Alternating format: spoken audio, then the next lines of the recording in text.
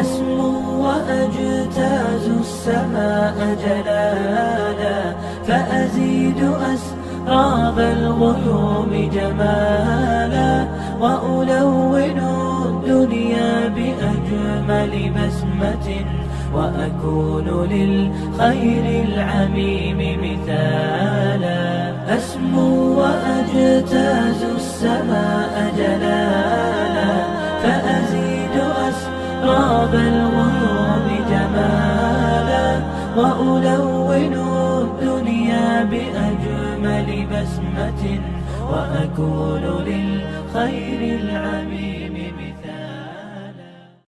بسم الله الرحمن الرحيم. الحمد لله رب العالمين، والصلاة والسلام على أشرف المرسلين. والسلام عليكم ورحمة الله تعالى وبركاته، وتقبل الله صلاتكم، ووفق الله الجميع إلى ما يحبه ويرضاه. والسلام عليكم ورحمة الله تعالى وبركاته. والله يا إخواني، خلال ساعة إن شاء الله سوف نتحدث في موضوع مهم وغاية في الأهمية، وكل الموضوعات في الإسلام مهمة. تعلمون جيدا أيها الإخوان أن الله تعالى فرض عبادات، وهذه العبادات تدور مع الزمن، بحيث أننا هناك عبادات نؤديها 5 مرات في اليوم وهي الصلاة، هناك عبادة مثل رمضان مرة في السنة، وهناك عبادة كالحج وهي مرة في العمر، وهناك الصلاة، الزكاة، وتوحيد الله الذي هو أساس كل هذه العبادات. فكأنها محطات من حين لآخر نذهب من أجل أن نقوي أنفسنا، نتخيلها كأنها محطات، comme si ces adorations étaient des stations, comme les stations d'essence, comme les stations, comme le renouvellement de l'énergie, où chacun de nous se rend 5 fois par jour pour la prière, 1 fois par an pour le ramadan, et peut-être 1 fois dans la vie pour le pèlerinage, également pour l'aumône. Et ce sont comme des stations où l'on va pour se ressourcer, pour se renouveler, pour avoir de l'énergie, pour continuer ce défi et pour répondre à ce défi, à cette épreuve, pour pouvoir s'en sortir et pouvoir mériter le paradis et mériter le pardon de Dieu. C'est pour cela que c'est comme les astres dans l'univers qui ont l'orbite et qui sont en train de circuler dans un ordre bien déterminé. Vous voyez à la télévision, au moins quand vous regardez comme ça des images montrant les astres, les kawakib, vous voyez qu'elles ont des trajectoires qui sont vraiment dans un ordre divin, des trajectoires qui font, d'autres qui circulent dans tous les sens, mais dans un ordre magique, dans un ordre divin. L'homme est comme un astre aussi par rapport à lui-même. Et il doit avoir l'orbite également, un chemin dans lequel il doit circuler. Ce chemin-là, il est balisé par les orientations religieuses de Dieu. Ce chemin, il est balisé comme un astre. Il a un périple, il a l'orbite, il a un chemin à suivre. Il n'a pas été créé par hasard. Le soleil n'a pas été créé par hasard. Il ne peut pas y aller dans le sens où il veut. La lune également. La lune et le soleil sont des créatures de Dieu. L'homme est aussi une créature de Dieu. Donc il est aussi programmé pour circuler dans un chemin qui est tracé. Et lorsqu'il circule dans ce chemin qui est tracé, il va être dans l'ordre, dans la beauté, comme la lune et comme le soleil. Il va être dans l'ordre de l'univers. Sinon, il va être comme une tache dans l'univers. Il va être comme une tache dans l'univers. Mais l'homme, il a cette chance d'être libre. Et ça, justement, c'est que Allah subhanahu wa ta'ala, karram al-insan, il l'a honoré en le laissant libre et maître de lui-même. Et c'est là le takrim, c'est-à-dire l'honneur que Allah subhanahu wa ta'ala a fait à l'homme. Il n'est pas téléguidé comme les anges. Les anges n'ont pas le choix, ils font ce que Dieu leur a ordonné. Yaf'aluna ma yu'marun, ils n'ont aucun mérite. Un ange, il est ange malgré lui. Il est dans la droiture malgré lui. Mais l'homme, il a des défis. Et c'est pour cela que l'homme, huwa ahsan al-makhlouqat, que l'homme, il est au-dessus de toutes les créatures. Et c'est pour cela c'est pour cela que les créatures sont au service de l'homme. Donc Allah Ta'ala, il a honoré l'homme. Il a mis tout l'univers au service de l'homme. Et il l'a laissé libre. Il a le libre choix. Et ça, c'est le mérite de l'homme et la place de l'homme et cette place que mérite l'homme. Mais il y a des moments, comme dans la vie d'ici-bas, où il y a des moments où il y a de l'abondance. Allah subhanahu wa ta'ala يعني يكرم العبد تاعو ويستجيب العبد تاعو, mais il y a des moments comme le Ramadan où Allah Ta'ala il a accordé des chances pour l'homme, des chances pour se rattraper. Il a des chances pour se rattraper. لأن الله تعالى لا يريد, ليس الله تعالى يريد أن ينقذ الناس من النار لسبب واحد على الأقل, أن الناس عباد الله. Allah Ta'ala, il a montré tous les chemins, toutes les chances pour que tout le monde puisse aller au paradis. Pour la simple raison, au moins que les créatures, que l'homme est la créature de Dieu. Mais pour mériter حتى يستحق هذا الجنة وهذا النعيم لابد أن يمتثل لأمر الله. Il faut qu'il réponde لأمر الله سبحانه وتعالى. لذلك on peut se poser la question. On a le droit de poser toutes les questions dans le cadre religieux. Allah Ta'ala, il ne nous a pas demandé de croire comme ça et de ne pas se poser des questions. Non, poser des questions fait partie de notre foi et fait partie de notre devoir religieux. Beaucoup de gens qui ne connaissent pas l'islam, ils croient qu'en islam, tu dois appliquer les choses et tu dois te taire. Non. Tu dois te poser des questions, tu dois dire pourquoi, et c'est une recommandation de Dieu. On ne doit pas croire comme ça aveuglément. يعني on doit croire comme ça aveuglément. لذلك في الأثر موسى عليه السلام الذي كان كليم الله qui a parlé à Dieu, موسى عليه السلام وقد كان مزارعا, كان يشتغل في الفلاحة كما تعلمون في قصته في أهل مدين, quand il est parti à Médian, il a demandé à Allah subhanahu wa ta'ala lui disant كيف تعاقب وتعذب عبادك مع أنك خالق هؤلاء العباد. Comment Allah subhanahu wa ta'ala, Moussa alayhi salam, il voulait savoir, vous allez punir ces gens-là, quelques gens, alors que vous êtes le créateur. Allah subhanahu wa ta'ala يقولون في الأثر قال لموسى, وموسى كان يشتغل في الزراعة ويجمع الحبوب.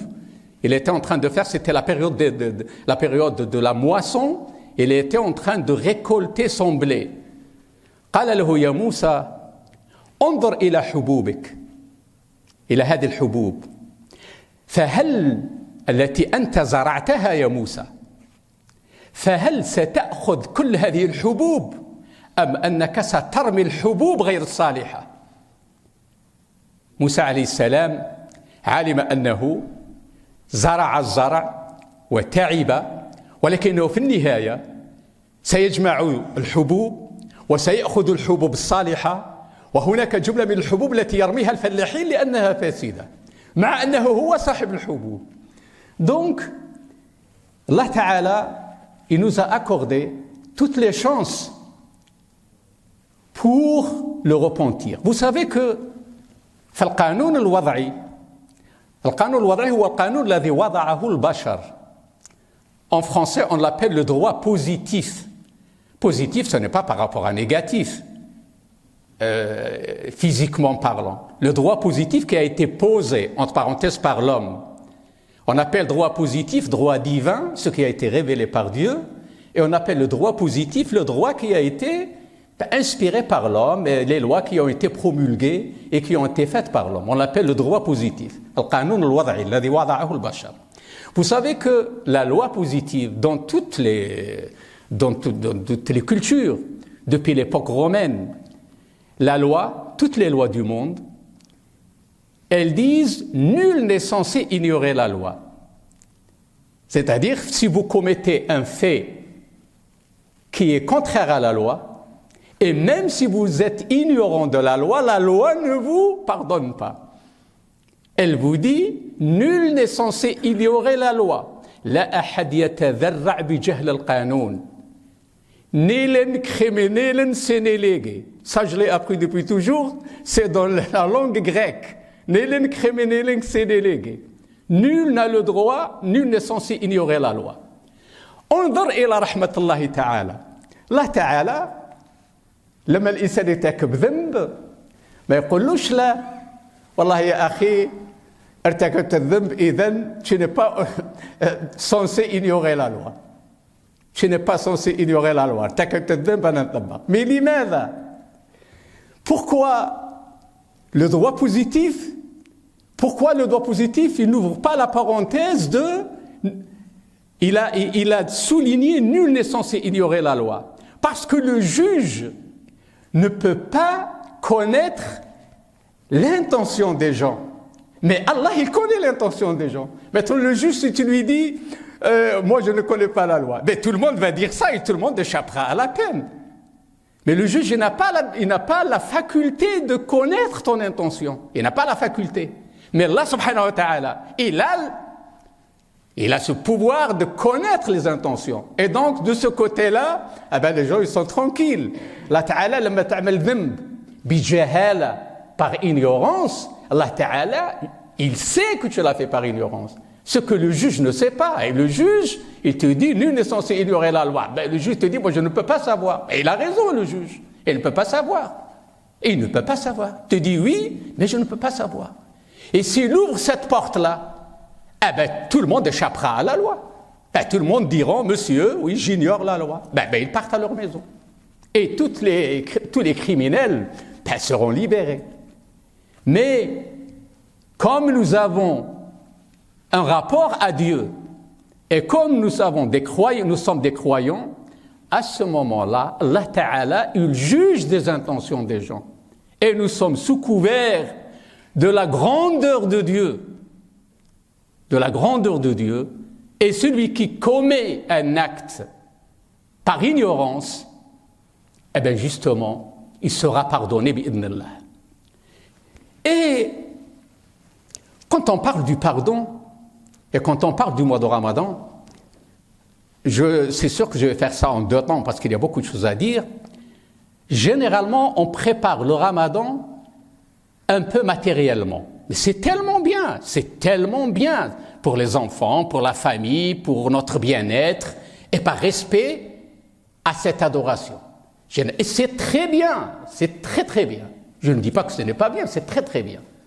Par exemple, les gens, c'est une bonne tradition.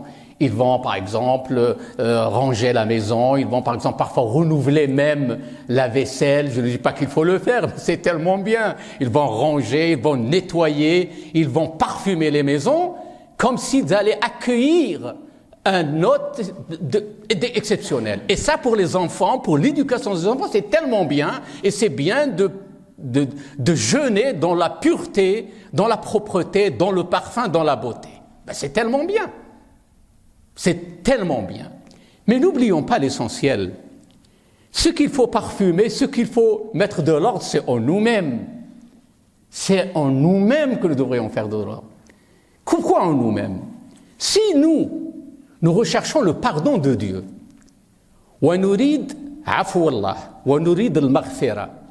alors que le Ramadan est à quelques jours, il est clair que chacun d'entre nous, peut-être, ou quelques-uns d'entre nous, peut-être moi-même, avons des différends. Nous avons des différends avec certaines personnes. Un différend avec quelqu'un, peut-être que quelqu'un ne parle pas avec quelqu'un, peut-être même avec ses parents, peut-être dans son travail il a un petit différend avec un autre, peut-être avec son épouse, peut-être avec quelqu'un, un de ses enfants, peut-être avec un ami, peut-être avec son voisin. Mais si nous recherchons la grâce de Dieu, nous recherchons le pardon de Dieu, si nous voulons que nous soyons pardonnés par Dieu, pourquoi nous ne voulons pas être nous-mêmes des gens du pardon et aller vers cette personne-là, même si nous sommes dans la douleur, même si cette personne-là nous a agressés, nous allons parce que nous savons pourquoi nous y allons. Et nous allons vers lui, vers cette personne-là, pour lui dire, monsieur, je sais qu'il y a eu un différend, même si tu sais que cette personne-là est fautive, et tu lui demandes, tu lui dis, moi, je n'ai rien contre toi, sache que je suis page blanche de ton côté, mais c'est comme cela, vis-à-vis des parents, vis-à-vis des voisins. Si nous, on a, je ne sais pas, cet esprit hautain de ne pas vouloir demander le pardon, comment espérons-nous être pardonnés par Dieu? Donc il y a de l'ordre à mettre dans nos cœurs et dans nos esprits et nous préparer à ça. Et je vais revenir à ces choses-là. Je sais que nous allons parler de la tawba. Et il y a dans le Coran Surat al-Tawba. La Surat al-Tawba, c'est celle du repentir. Et dans cette Surat al-Tawba, elle a été citée, le mot Tawba, il a été cité 17 fois. C'est le nombre le plus élevé où le mot Tawba a été répété. كررت كلمة توبة 17 مرة في سورة التوبة وكررت هذه الكلمة 13 مرة في سورة البقرة و12 مرة في النساء ثم جاءوا 3 مرات و5 مرات إلى غير ذلك. سورة التوبة سورة بديعة وسورة عجيبة حيث أن الله تعالى ذكر فيها التوبة 17 مرة وكل مرة هي تحدثت كما تعلمون تسمى الكاشفة وتسمى الفاضحة parce qu'elle a montré les secrets des munafiqin et des hypocrites. Et l'ulama dit c'est pour cela qu'elle n'a pas commencé par Bismillah ar-Rahman ar-Rahim. C'est pour cela qu'elle n'a pas commencé par Bismillah ar-Rahman ar-Rahim.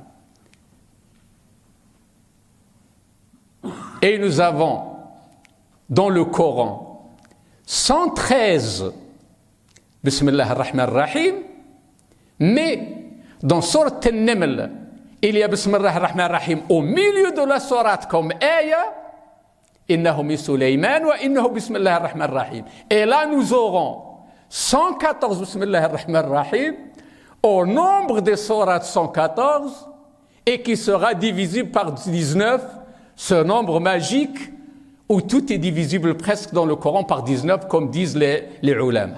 Mais ça, ce n'est pas notre propos. Et ça, on ne va pas tourner compte de cette arithmétique-là. Ça, ce n'est que quelque chose que les gens disent et qui est presque totalement vrai, mais ce n'est pas ça qui va faire le fondement de notre foi. Mais c'est quelque chose à laquelle il faudra penser aussi. Et then, nous savons très bien que généralement, les gens ne commettent pas les grands péchés. غالبا الناس لا يرتكبون الفواحش الكبرى والعياذ بالله. الناس لا يقتلون الناس. Ce n'est pas heureusement, ce n'est pas tous les jours que les gens vont tuer. Heureusement, alhamdoulilah rabbil alamin. Et nous sommes tolérants, nous voulons que le monde soit paix. Et quand il sera paix, il sera civilisé, il sera religieux, au nom de toutes les religions. Les gens ne font pas les grands péchés, heureusement. Mais malheureusement, les petits péchés qu'ils font, ils les ignorent et ils les négligent. Et, oubliant mathématiquement et arithmétiquement et physiquement que les grandes choses sont finalement composées de petites choses. Ces petits péchés que nous négligeons au cours d'une vie, lorsqu'ils vont s'entasser, ils vont devenir de grands péchés, ils vont devenir un grand péché. Tout est constitué d'un atome dans le monde matériel. Les montagnes, l'homme, je ne sais pas, tout ce qui nous entoure, il est composé d'atomes invisibles. Mais c'est parce que ces atomes-là se sont accumulés qu'ils ont donné des montagnes. C'est le même cas pour les péchés. Et on va dire, oui, ce n'est rien, ce petit péché-là. Mais comptabilisés, ils seront un grand péché et ils seront déterminants dans notre destin, le jour du destin et le jour du jugement. لذلك الرسول عليه الصلاة والسلام يقول إياكم ومحقرات الذنوب إياكم ومحقرات الذنوب فإنهن يجتمعن على الرجل حتى يهلكنه إياكم ومحقرات الذنوب. Méfiez-vous de ces péchés qui vous paraissent insignifiants. Elles vont s'accumuler jusqu'au point de vous nuire et de vous neutraliser. Iyyakum muhaqqirat adh-dhunub. Ces petits péchés, ces petites choses qui passent comme ça sans raison. Et là, je reviens لقول الرسول عليه الصلاة والسلام في حديث معروف عن أنس بن مالك رضي الله تعالى عنه قال رسول الله صلى الله عليه وسلم كل بني آدم خطاء وخير الخطائين التوابون. كل بني آدم خطاء والقرآن يقول وخلق الإنسان ضعيفا. L'homme il est par définition fragile. L'homme il est par définition fragile. Et sa fragilité n'est pas forcément un défaut. C'est comme par rapport aux femmes, lorsqu'on dit que les femmes sont fragiles, qu'elles ont plus de sentiments. On leur reproche ça. Mais c'est avec ce sentiment que les femmes sont femmes et qu'elles sont mamans. Si ce n'est pas ce sentiment vraiment très intense et cette affection qu'incarnent les femmes, eh bien, je vois mal comment elles sont aussi sensibles et aussi regardantes par rapport à leurs enfants. Un homme, son enfant, il pleure, il peut s'en soucier 10 minutes, puis il s'endort, et voilà, il requiert son statut d'homme, son statut masculin. Il n'a pas cette tendresse de la maman. Mais la maman, elle a ce sentiment et cette affection. Et ça, ce n'est pas un défaut, au contraire, c'est une qualité. Et les gens, ils lui reprochent ça. On veut qu'elle soit une guerrière. Voilà, pour qu'elle soit une guerrière. Et la douceur est aussi une force et une sensibilité. La douceur, c'est aussi une force. La douceur, c'est aussi une force. La douceur, c'est aussi une force. Alors, كل بني آدم خطاء وخير الخطائين التوابون. Tous les fils d'Adam sont fautifs et les meilleurs des fautifs sont ceux qui se repentent. كل ابن آدم خطاء. Donc, par définition, l'homme n'est pas à l'abri. L'homme n'est pas à l'abri de la faute. Mais il doit avoir cette faculté, ce besoin, ce devoir de se repentir sans cesse et de demander le pardon sans cesse. Nos prières sont une demande de pardon permanente. La demande du pardon. Il doit demander pardon. Mais, il ne faut pas rentrer dans cette spirale et comprendre le hadith Nabawi Sharif que quand l'homme, il doit faire des fautes et puis mécaniquement il va demander des pardons et puis il revient pour la faute et il va rentrer dans une spirale. Et comme si le pardon devient un stimulant pour le péché. Il fait le péché, il va se pardonner, puis donc quand il se pardonne, il dit bon tiens, donc on se pardonne, il refait, et comme ça il va rentrer dans cette spirale. Non. Là, أعود إلى قول الله تعالى, et je vais expliquer ça. قل يا عبادي الذين أسرفوا على أنفسهم لا تقنطوا من رحمة الله إن الله يغفر الذنوب جميعا إنه هو الغفور الرحيم. قل يا عبادي الذين أسرفوا على أنفسهم. الإسراف هو المبالغة والإكثار. الإكثار من الذنوب. لا تقنطوا من رحمة الله. Ne désespérez pas. من رحمة الله إن الله يغفر الذنوب جميعا إنه هو الغفور الرحيم. La traduction dit: ô mes serviteurs qui avez commis des excès à votre propre détriment, ne désespérez pas de la miséricorde de Dieu, car Allah pardonne tous les péchés. Oui, c'est lui le pardonneur, le très miséricordieux. في سورة الزمر les groupes. قل يا عبادي الذين أسرفوا على أنفسهم لا تقنطوا من رحمة الله. Ne désespérez pas de la miséricorde de Dieu.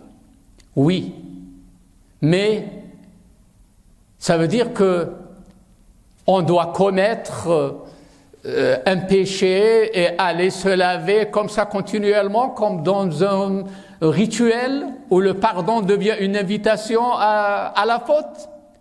Non. الله تعالى يقول: من يعمل سوءا أو يظلم نفسه ثم يستغفر الله يجد الله غفورا رحيما. Quiconque agit mal ou fait du tort à lui-même, puis aussitôt implore Allah, le pardon, trouvera Allah pardonneur et miséricordieux.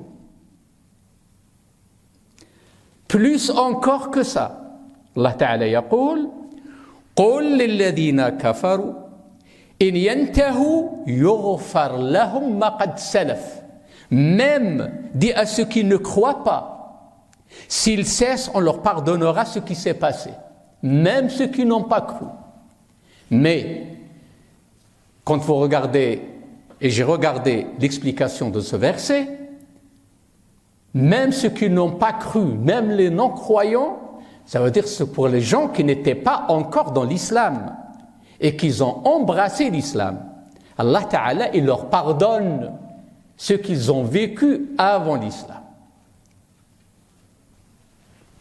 Puis, il y a deux paramètres qui nous permettent de comprendre et d'encadrer ce pardon-là. Allah Ta'ala يقول: إن الله لا يغفر أن يشرك به ويغفر ما دون ذلك لمن يشاء. Certes, Allah ne pardonne pas qu'on lui donne des associés. À part cela, il pardonne à qui il veut.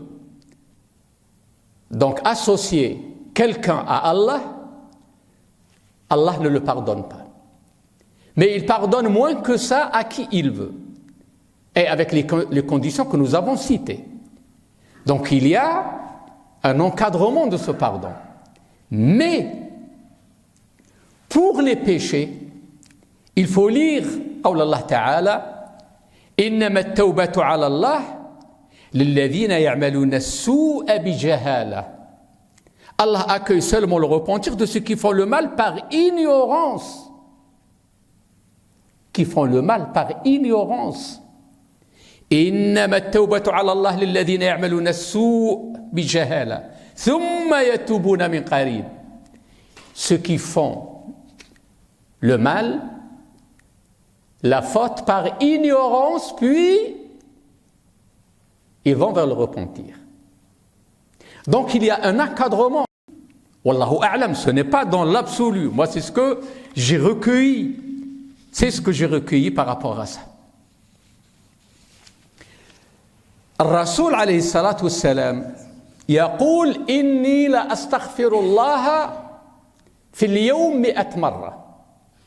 Nous avons tous besoin de rechercher le pardon.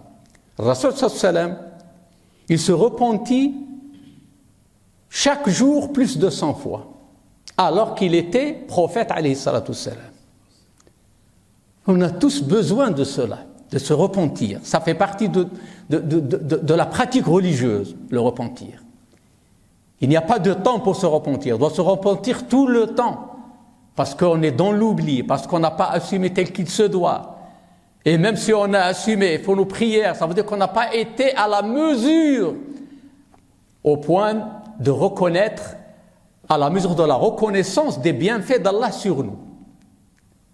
On n'a pas été à la mesure de la reconnaissance des bienfaits d'Allah sur nous. Et là, dans Surat Ali Imran, Allah Ta'ala, il nous rappelle ce afou dont j'ai parlé tout à l'heure. Et on doit y penser pour mériter le pardon de Dieu, que l'on doit nous-mêmes être des gens de pardon. Pourquoi nous recherchons le pardon d'Allah et nous voulons ce pardon-là et que nous avons un certain esprit hautain pour ne pas aller vers l'autre pour demander pardon? On le demande pour avoir le pardon de Dieu, pour avoir la bénédiction de Dieu. Pourquoi on ne recherche pas cette bénédiction à travers cela? Pourquoi on reste sur notre orgueil, l'orgueil de soi? Si on a l'orgueil, ça veut dire qu'on n'a que peu de foi. D'ailleurs, cet orgueil-là, il est quelque part dans le cœur, et c'est une place que devrait prendre la foi. Donc il y a un périmètre de l'orgueil dans nos cœurs. Je n'irai pas vers lui pour dire ça. Mais moi, si je vais vers lui, Allah Ta'ala, il va me récompenser. Si je recherche la récompense de Dieu. Allah Ta'ala, il dit, nous, on recherche la maghfira, on recherche le pardon. Il dit Allah Ta'ala, وَسَارِعُوا إِلَى مَغْفِرَةٍ مِنْ رَبِّكُمْ وَجَنَّةٍ عَرْضُهَا السَّمَاوَاتِ وَالْأَرْضُ أُعِدَّتْ لِلْمُتَّقِينَ. سَارِعُوا إِلَى مَغْفِرَةٍ. Et concourez au pardon de votre Seigneur. Concourez. Allez avec hâte vers au pardon de votre Seigneur et à un jardin, le paradis large comme les cieux et la terre, préparé pour les pieux. U'iddat lil muttaqin.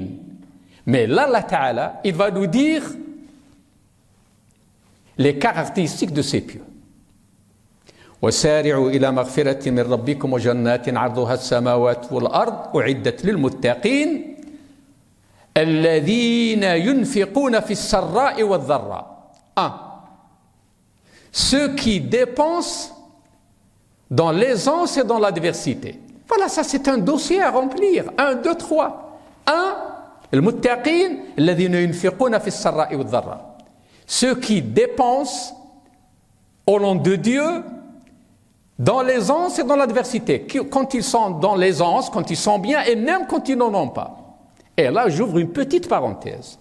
Permettez-moi d'ouvrir une parenthèse. Vous savez très bien, et je vous le dis au nom d'Allah, la mosquée n'appartient à personne. Nous allons mourir et elle restera pour les générations qui viennent.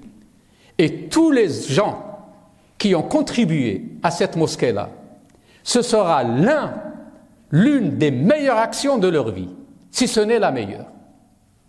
Nous allons partir, nous allons mourir, nous allons tout laisser, nos maisons et nos biens vont être distribués aux héritiers, on sait où ça va partir, et nous partons bredouille. Wallahi, ce qui va rester pour l'éternité, c'est ce que nous avons donné à cette mosquée. Je vais vous dire un peu schématiquement, vous avez tous donné pour cette mosquée, selon ce que vous pouvez. Là, quand vous regardez, il est très certain qu'un petit centimètre carré, c'est votre centimètre carré à vous. Et il est là jour et nuit. Et vous êtes payé pour ce centimètre carré. Dans la mosquée de Montigny-les-Cormeilles. Vous mourrez et cet espace-là, il restera, c'est votre part de contribution. Votre part de contribution. Elle en vaut plus que votre maison que vous allez laisser. Elle en vaut plus que tout ce bas monde-là. Parce que ce bas monde va partir un jour. Mais ça va rester éternellement. Une petite partie. Et cette partie-là, moi je la considère, ce centimètre carré, je le considère comme la mosquée. Pourquoi? Parce que si chacun enlève son centimètre carré, il n'y aura plus de mosquée. Donc ton centimètre carré, c'est la mosquée.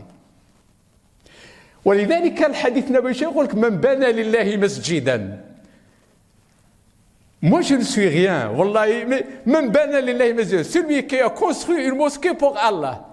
Moi, je considère que le centimètre, c'est la mosquée. C'est-à-dire, tu ne vas pas construire une mosquée par toi-même, tu vas construire une mosquée à toi seul. Tu ne peux pas la construire. Mais ton centimètre carré, c'est une mosquée. Pourquoi une mosquée? Si chacun va dire, je vais enlever mon centimètre carré, eh bien, il n'y aura plus de mosquée. Eh bien oui, ça veut dire que ton centimètre carré, c'est la mosquée. C'est la mosquée. ولذلك. Et aujourd'hui, quand on regrette parfois,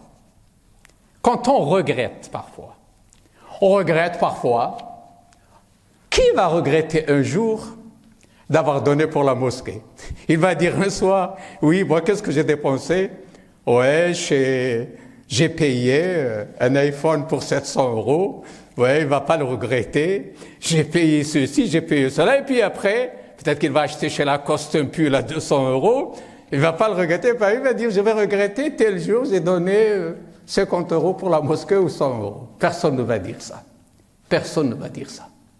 Si je vous dis ça, mes chers frères, si je vous dis ça, et je le dis à moi-même d'abord, vous êtes mieux éclairés que moi. Si je le dis, c'est parce qu'en ce moment, et la mosquée n'appartient à personne, la mosquée elle appartient à Dieu, la mosquée Bayt Allah, elle n'appartient à personne. Ces gens-là vont partir, ces gens-là, tu peux ne pas les connaître, tu n'as pas besoin de les connaître, tu n'as pas besoin de les connaître. Toi, ton rapport est ton rapport envers Allah. En ce moment-là, il y a des travaux en bas, comme vous le savez très bien. Et il y a de bons travaux qui se font. Il y a des travaux qui font une grande salle, 2 salles, une grande salle de lecture, une cuisine, des toilettes en bas pour le wudu, et tout le bas qui va refaire du plafond, des systèmes d'alarme, de désenfumage, des escaliers de l'autre côté qui sont ouverts. Vous avez le plan derrière moi, mais je vous le dis, un grand travail qui se fait, où en bas il sera comme vous voyez ici, quelque chose de luxueux. Ça, c'est la contribution de qui? C'est vos contributions à vous tous. Et quand un jour, nous allons penser un jour, aujourd'hui, ce soir, demain, à 70 ans, à 50 ans, à 60 ans, à 20 ans, nous allons penser, quand vous allez regarder, vous dites, alhamdoulilah, j'ai eu une petite part ici, alhamdoulilah. Cette chose-là, j'ai essayé de faire quelque chose ici. Et vous avez l'esprit tranquille, ou plus ou moins tranquille. إذن المتقين المغفرة, si on recherche la maghfira, وسارعوا إلى مغفرة من ربكم وجنات عرضها السماوات والأرض عدة المتقين الذين ينفقون في السراء والضراء. Ceux qui donnent dans l'adversité et dans l'aisance. والكاظمين الغيظ والكاظمين الغيظ, qui dominent leur rage. كاظمين الغيظ, c'est-à-dire l'insan, il a une certaine colère, mais il va l'étouffer pour ne pas faire de mal aux autres. C'est un combat, c'est pour cela que c'est payant. C'est un combat, ce n'est pas simple. Mais c'est payant. Mais c'est payant. Allah Ta'ala ne doit pas ça gratuitement.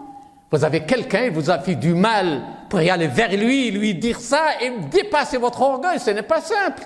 Mais c'est payant, il faut le faire. C'est douloureux de se lever, aller travailler tous les jours sous la neige et tout, mais on y va pour gagner de l'argent. De l'argent qu'on va dépenser dans une vie qui est éphémère. Et pourquoi ne pas aller dépasser notre orgueil et aller chercher un billet pour le paradis? Tu vas y aller vers cette personne-là. Et tu dois avoir le courage et la foi pour aller lui dire, oui, je suis venu vers toi. Même s'il me dit, non, je ne t'écoute pas. Je lui dis, moi, je t'ai pardonné. Sache que je t'ai pardonné. Assalamu alaikum, que je n'ai rien contre toi, mon frère. Et j'y vais. Un mot. Et tu seras parmi ces gens-là qui méritent le pardon de Dieu. Un mot et tu rentreras dans ce verset-là. Un mot. Si maintenant nous sommes gouvernés par notre orgueil, si maintenant nous sommes envahis par notre orgueil, si nous avons des calculs d'ici-bas, finalement, on n'en est rien. Quelle place avons-nous laissé à la foi? Si le cœur, dans tout ce cœur, il y a le haqd, il y a le hasad, le baghdad, tout est rangé dans le cœur, il n'y a plus de place pour la foi. Où est-ce qu'on va mettre cette foi-là? Il faut dire la vérité, on doit dépasser ça. Dépasser ça au niveau de nos familles, au niveau de nos voisins, au niveau des gens. وَالْكَاظِمِينَ الْغَيْظَ وَالْعَافِينَ عَنِ النَّاسِ. Et pardonne à autrui. Et ceux qui pardonnent à autrui. الْكَاظِمِينَ الْغَيْظَ, ceux qui étouffent leur rage. وَالْعَافِينَ عَنِ النَّاسِ. وَاللَّهُ يُحِبُّ الْمُحْسِنِينَ. Et car Allah aime les bienfaisants. Allah Ta'ala, il considère ces actes-là من الإحسان. محسن, تولي من المحسنين. والإحسان, c'est le plus haut degré de la foi. الإحسان هو أن تعبد الله كأنك تراه فإن لم تكن تراه فاعلم بأنه يراك. C'est-à-dire, avec ça, on atteint le plus haut degré de la foi. C'est-à-dire que on a délaissé notre personne pour être conforme à la volonté de Dieu. قال معليش هذا الإنسان me fait du mal, mais pour Allah, je vais accepter d'aller vers lui. Tu as accepté ça pour Allah. C'est pour cela que tu as la récompense. Et ces jours-ci sont précieux pour cette adoration-là. والذين إذا فعلوا فاحشة أو ظلموا أنفسهم ذكروا الله فاستغفروا لذنوبهم. Et ceux qui, si on fait un péché, ils reviennent vers Allah, ils invoquent Allah et ils demandent pardon à Allah. ومن يغفر الذنوب إلا الله ولم يصروا على ما فعلوا وهم يعلمون أولئك جزاؤهم مغفرة من ربهم, المغفرة donc le pardon, وجنات تجري من تحتها الأنهار خالدين فيها ونعم أجر العاملين. Ils ont le paradis et ils seront éternels dans ce paradis-là et Allah il leur accorde la meilleure récompense. Mais je voudrais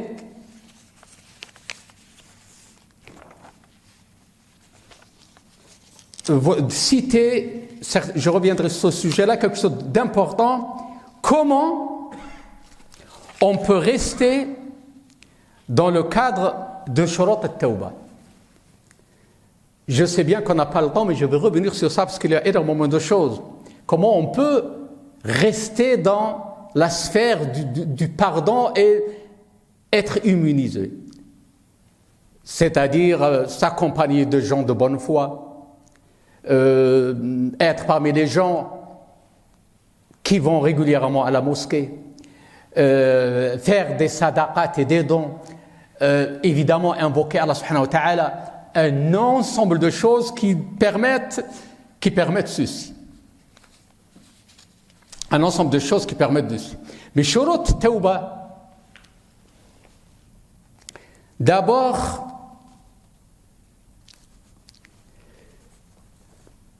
tark al-ma'asi, s'arrêter de commettre le péché, les péchés.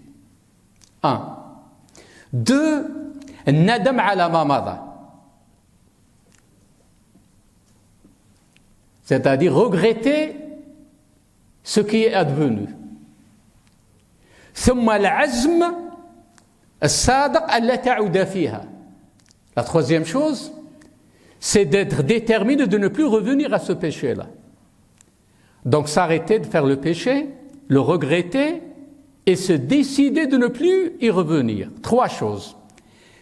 Il y a un 4e élément que les gens de savoir rajoutent également, généralement ils disent 3, c'est qu'il y a des réparations à faire pour ce qui peut être réparé.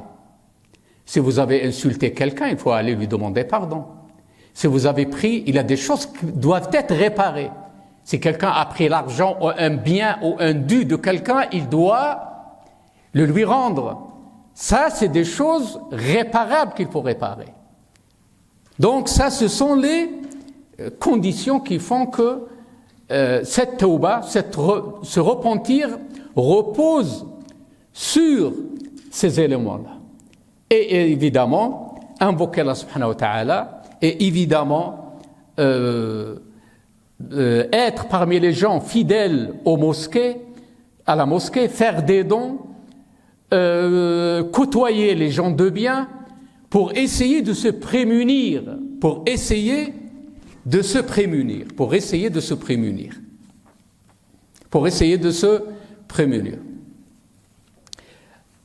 Par exemple, je peux vous citer, et je vais terminer peut-être par cela. فعن أبي الدرداء رضي الله تعالى عنه قال سمعت رسول الله صلى الله عليه وسلم يقول ما من ثلاثة في قرية ولا بدو لا تقام فيهم الصلاة إلا قد استحوذ عليهم الشيطان فعليك بالجماعة فإنما يأكل الذئب القاسية أو يقول الذئب من الشاة القاسية. Il dit, le hadith Nabawi Sharif, que s'il y a trois personnes seulement, dans une agglomération, dans une cité, et qu'ils ne font pas tuqam fihim salat, ça veut dire qu'ils doivent faire la prière ensemble, eh bien ils ne seront pas... Le shaitan, il va les habiter. Et pourquoi? Parce que séparément, ils seront une proie facile pour le shaitan. Le fait de rester dans le groupe, dans la jama'a, le fait de rester avec les gens de bien, d'y aller à la mosquée, c'est-à-dire d'avoir cette référence d'avoir cette référence-là. Nous allons citer également une prochaine fois sûrement comment l'istighfar, depuis Adam alayhi salam à ce jour, il a été la règle, il a été la règle et la tradition des prophètes. Depuis Adam alayhi salam jusqu'à Mohammed alayhi salatu salam. Comment les prophètes dans le Coran, on trouve leurs invocations. Ces prophètes, c'était des messagers connus pour les invocations de Dieu. Ils étaient connus pour ces invocations-là. Elles faisaient partie de... Là, j'ai des invocations, j'ai recueilli les invocations des prophètes. من آدم عليه السلام إلى غيره هؤلاء كانوا مع أنهم أنبياء. آدم عليه السلام يقول يعني في القرآن الكريم ذكرنا على لسان آدم عليه السلام ربنا ظلمنا أنفسنا وإن لم تغفر لنا وترحمنا لنكونن من الخاسرين. وكذلك نوح عليه السلام ربي اغفر لي ولوالدي ولمن دخل بيتي مؤمنا وللمؤمنين والمؤمنات. ويقول نوح يعني أيضا القرآن على لسان نوح وإلا تغفر لي وترحمني أكن من الخاسرين. Vous voyez, les prophètes alayhim salam demandaient le pardon et ils se croyaient nullement dans la bénédiction de Dieu sans ces invocations-là. Donc le Ramadan, Inch'Allah, al-Abwab, moi j'ai essayé de réunir certains éléments sur la Tawba, sur les conditions, sur le shurut de la Tawba, sur son importance, comment chacun de nous doit dépasser son orgueil, comment on doit rester unis, comment on doit justement être dans les mosquées, dans la jama'a, dans le groupe, invoquer Allah subhanahu wa ta'ala, aller vers l'autre et lui manifester bonté et lui exprimer le pardon et lui exprimer fraternité au niveau des familles, au niveau des parents, évidemment, au niveau de la famille, au niveau des frères et des sœurs. Généralement, les relations, malheureusement, ne sont pas souvent... il y a parfois des tensions, ça fait partie de la nature humaine, mais les gens éclairés doivent y aller pour réparer ces choses-là. Et laisser de leur orgueil. Wallahi, je sais bien, même si quelqu'un, il sait qu'il est lésé, il sait qu'il a été maltraité, il sait par exemple parfois qu'il a été trahi, Wallah, il sera vraiment dans la droiture si en plus de ça, il va demander le pardon. Et il se remet à Dieu, وَيُفَوِّضْ أَمْرَهُ إِلَى اللَّهِ سُبْحَانَهُ وَتَعَالَى. يُفَوِّضْ أَمْرُهُ إِلَى اللَّهِ سُبْحَانَهُ وَتَعَالَى. Et là, le Ramadan, c'est une occasion inédite qui s'offre à nous, Inch'Allah subhanahu wa ta'ala. Et n'oublions pas aussi qu'il y a des occasions, comme je viens de dire, pour donner dans ce qui va rester longtemps, dans ce genre de construction, dans ce genre Vous savez que chaque année, ici à la mosquée, et il y a des frères ici qui le savent, ici l'association fait nourrir plus de 100 personnes chaque jour. Vous l'avez vu, certains d'entre vous l'ont vécu et l'ont vu, plus de 100 personnes chaque jour. Qui le faisait? C'était grâce aux dons des gens. C'est une opération qui va venir dans les jours qui viennent, et c'était grâce à vos dons. Grâce à toi et grâce à chacun d'entre vous. Alors que Allah subhanahu, le hadith Nabawi Sharif, il vous dit que celui qui donne, qui va aider à manger, qui va restaurer quelqu'un qui a fait le jeûne, il a la part de son mérite, de celui qui a jeûné. Il aura son mérite à lui et le mérite de l'autre. Ajr ta'ala khir, il l'aura également. Et il va multiplier son ajr par 2 ou par 3 ou par plus que ça. Et ce qui est aussi important que tout, à mon avis, ce sont surtout ces constructions-là. N'oublions pas que c'est grâce à vos dons qu'il y a cette mosquée-là et qu'à un moment donné, il n'y avait rien dans ces lieux-là. Eh bien, il y a un chantier ici-bas qui est en cours. Il y a un très bon travail qui se fait et il y aura vraiment des gens qui vont prier. Imaginez que demain, dans un mois seulement, et ça sera, Inch'Allah, terminé malgré, vous savez, là, il va falloir beaucoup de moyens et beaucoup de dons pour ça. Les gens, ils vont prier dans un endroit exceptionnel, ici, dans un mois, Inch'Allah, ils vont faire les tarawih, et à chaque fois que quelqu'un va prier, il posera le front sur le sol et il priera, il va prier grâce à Dieu et grâce à ce que toi tu as donné. Eh bien, à chaque fois que quelqu'un priera, il dira subhanallah walhamdulillah, tu auras une part dans ce qui se fera comme foi dans ces lieux-là. Wallahi, parfois, on n'est pas riche, mais on doit se faire mal pour nous faire du bien. On doit se faire mal pour nous faire du bien. Tant que cette vie-là, tous les jours, elle nous apprend qu'elle est éphémère. Et c'est chaque jour aussi qu'elle nous apprend qu'elle est séduisante. Et on est comme ça, la vie, elle nous attire vers le bas. Et Allah, il nous tire vers le haut. Mes chers frères. ولكن حتى et ça je le dis tous les jours, même notre attachement à la vie, mais qui ne doit pas nous faire oublier, ne doit pas être dans nos cœurs, rahma min Allah.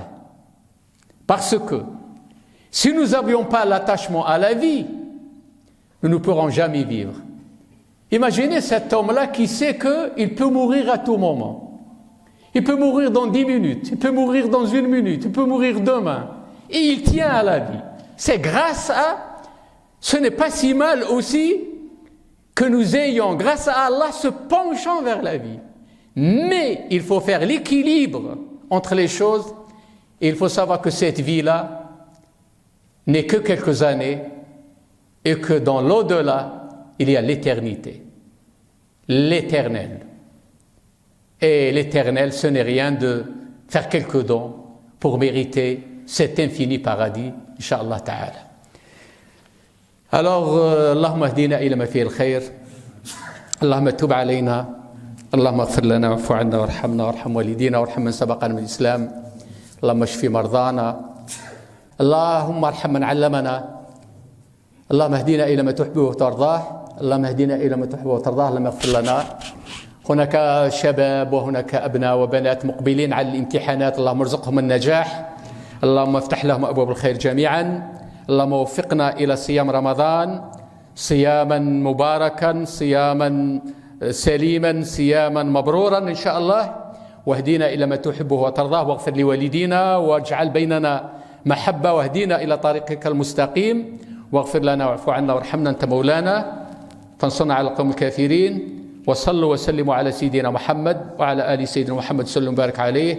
آمين آمين آمين. الحمد لله رب العالمين. أكون بالقيم العظيمة جدولا نسقي الحياة محبة وفعالا، هي هكذا قيم النجاة تحثني فأخوض فيها للنجاة نزالا، هي هكذا قيم النجاة تحثني فأخوض فيها للنجاة نزالا، لا تسأل المقدام عن سبل العلا فتراه طيرا بالعزيمة جاء. أسمو وأجتاز السماء جلالا فأزيد أسراب الغيوم جمالا، وألون